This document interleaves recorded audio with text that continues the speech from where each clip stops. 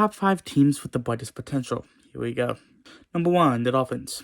They added Tyreek Hill, as well as 3 running backs to the roster this year. Tua is looking pretty good. Right now, he's not considered a top 10 quarterback, but that could change by the end of the season. Right now, he has 700 plus passing yards.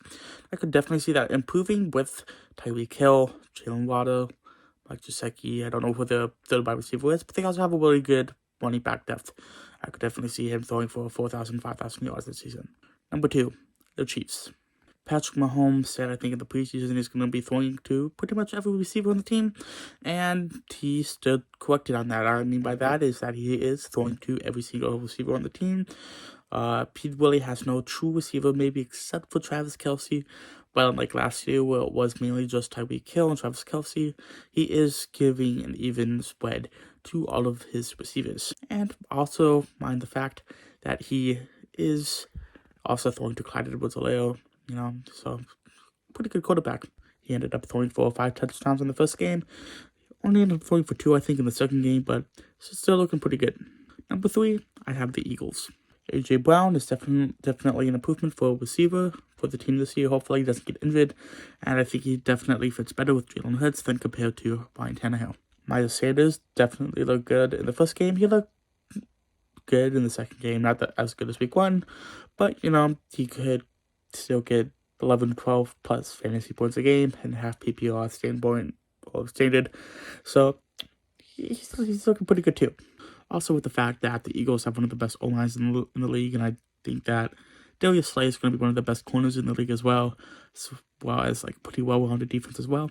So I just feel like the Eagles are definitely going to lead the NFC East, if not maybe the entire NFC, except for maybe the Buccaneers have a chance too. It's between the Eagles and the Buccaneers for me. Number 4, I have the Buccaneers. Like Patrick Mahomes, Tom Brady is definitely spreading the ball out to all of his receivers, even though that Chris Godwin was out last week. Mike Evans is going to be out this week. I don't know if both Russell Gage and Julio Jones is going to be playing this week.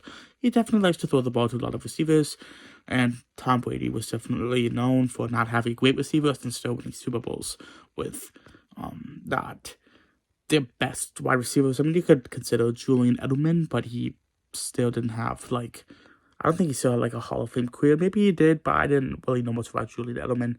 But, maybe Rob Gronkowski. Yeah, Rob Gronkowski's a Hall of Famer. But besides those two, Tom Brady didn't really have a lot of receivers to work with. Leonard Fournette still has some improving to do.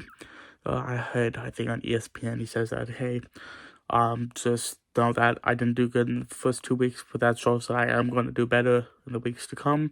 So maybe that just says Leonard Fournette just had a bad start to the year. He's probably going to do better, I hope, for later in the season. So Buccaneers are good though. But all of these teams on the list are starting off 2-0. So bright futures for these teams, and I think that all of these teams have great, well-rounded team. But let's get on with the 5th team. 5th team should actually be quite obvious. It's the Buffalo Bills. One of, if not the best defenses in the league, as well as having Stephon Diggs, Gabe Davis, Isaiah McKenzie, Jamison Crowder, Dawson Knox, Devin Singletary. Who was it? Zach Moss is their backup running back. He's all right. But overall, the team's actually really good. They have a lot of decent receivers to throw on the ball too, as well as having a really good mobile quarterback to run in the ball a few times during the season.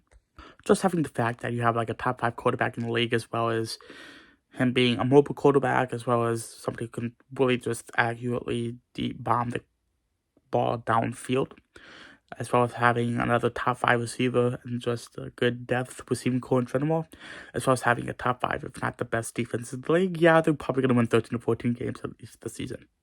So yeah, these are my 5 teams. I definitely think some other teams could be there. Maybe the Browns.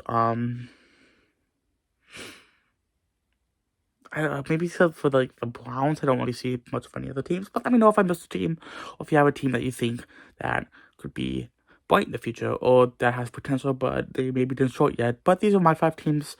Thank you for watching. If you could, like, subscribe, and maybe share the video to maybe a couple friends or a group chat that would maybe like to see this video, because I am trying to grow my channel to 1,000 subscribers. Anyway, thank you guys for watching. Keep up the good work, man. Yeah, I'm Quinch. Thank you for watching. See you.